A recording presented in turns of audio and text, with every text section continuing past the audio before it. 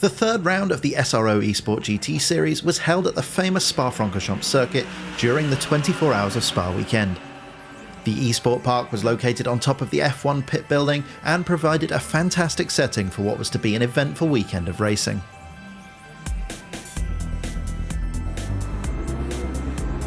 Over the qualifying events, the Bentley Continental GT3 proved to be the car to beat, which provided the unexpected spectacle of what looked to all intents and purposes like a Bentley Cup event.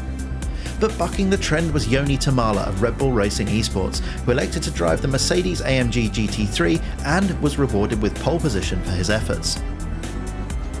Tamala executed the perfect start and led a string of Bentleys up the hill through the Eau Rouge and Raidillon complex for the first time.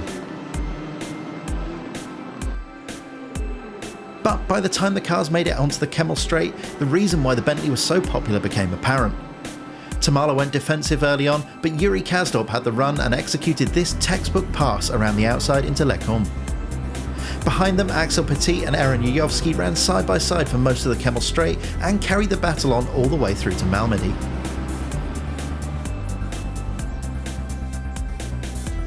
Axel Petit won that battle, and by the end of the second sector had closed the gap down to Tamala in the AMG GT3.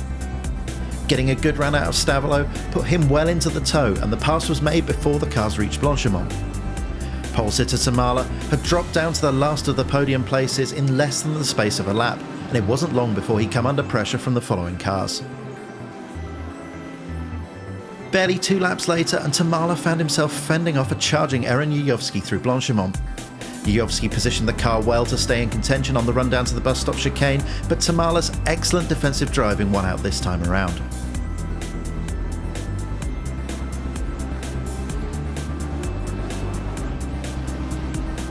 The fight for third place continued into the next lap, when the embattled pair came across the race leader Yuri Kasdorp facing the wrong way at the exit of the bus stop.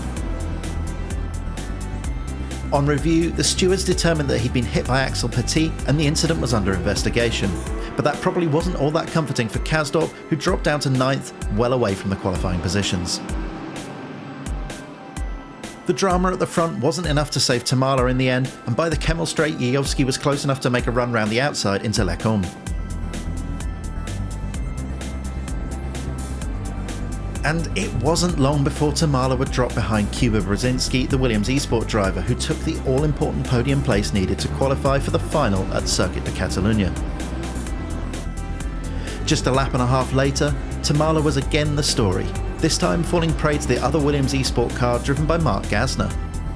With a chunk of the race gone and his chances of making it onto the podium looking more and more distant, Tamala must have been beginning to think that maybe the Mercedes wasn't the car to have in these conditions.